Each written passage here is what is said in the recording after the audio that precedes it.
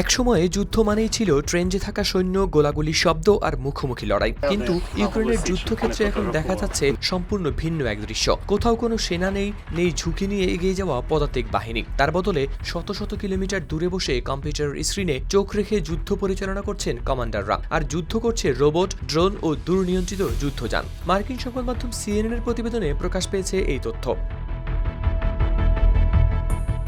প্রথমে একটা মৃদু ঘর শব্দ, এরপর ধুলোর ঝড়, মনিটরের ঝাপসা স্ক্রিনটি স্পষ্ট হওয়ার জন্য সামান্য বিরতি, আর পরক্ষণেই এক ভয়াবহ বিস্ফোরণ। অথচ পুরো অভিযানে একজন ইউক্রেনীয় সেনাকেও যেতে হয়নি সামনে। সম্প্রতি পূর্ব ইউক্রেনে রাশিয়ার 3টি সামরিক অবস্থানে এমনই হামলা চালিয়েছে ইউক্রেন। পুরো অভিযান পরিচালিত হয়েছে গেমিং চেয়ারে বসে, আকাশে উঠতে থাকা নজরদারি ড্রোনের লাইভ ভিডিও দেখে। দীর্ঘ যুদ্ধ, জনবল সংকট ও পশ্চিমা সহায়তা নিয়ে অনিশ্চয়তার মধ্যে ইউক্রেন বদলে ফেলেছে নিজেদের যুদ্ধ কৌশল। এখন তাদের যুদ্ধের বড় অংশই হয়ে উঠেছে হিউম্যানলেস বা মানবহীন। রোবট ও ড্রোনই হয়ে উঠেছে নতুন সৈনিক। ইউক্রেনের দাবি, চলতি বছরের শুরু থেকেই তাদের মানবহীন যুদ্ধযান 22,000-এর বেশি মিশন পরিচালনা করেছে। এমনকি প্রেসিডেন্ট ভলোদিমির জেলেনস্কি জানিয়েছেন, প্রথমবারের মতো শুধুমাত্র রোবট ও ড্রোন ব্যবহার করে রাশিয়ার একটি ঘাঁটি দখল করেছেন তারা।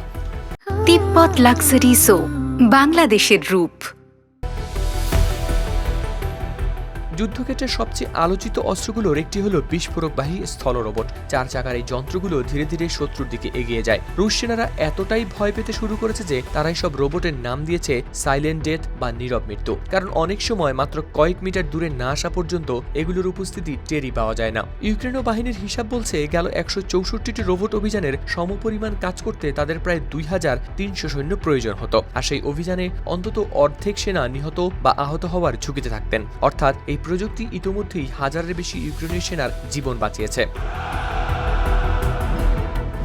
অন্যদিকে রাশিয়ার জন্য এটি নতুন চ্যালেঞ্জ। ইউক্রেনের লক্ষ্য প্রতি মাসে বিপুল সংখ্যক রুশ সেনাকে হতাহত করা এবং প্রযুক্তিগত সুবিধা দিয়ে যুদ্ধের ভারসাম্য বদলে দেয়া। ব্রিটিশ গোয়েন্দা তথ্য অনুযায়ী যুদ্ধে রাশিয়ার নিহতের সংখ্যা ইতিমধ্যেই 5 লাখ ছাড়িয়েছে। তবে এই প্রযুক্তির পেছনেও রয়েছে এক কঠিন বাস্তবতা। বহু ইউক্রেনীয় সেনা টানা প্রায় 1 বছর কাটাচ্ছেন বাংকারে। কেউ সন্তানকে দেখতে পারেননি, কেউ পরিবারের সঙ্গে কথাও বলতে পারেননি মাসের পর মাস। সেই মানবিক সংকটই ইউক্রেনকে ঠেলে দিয়েছে যুদ্ধের এক নতুন যুগে।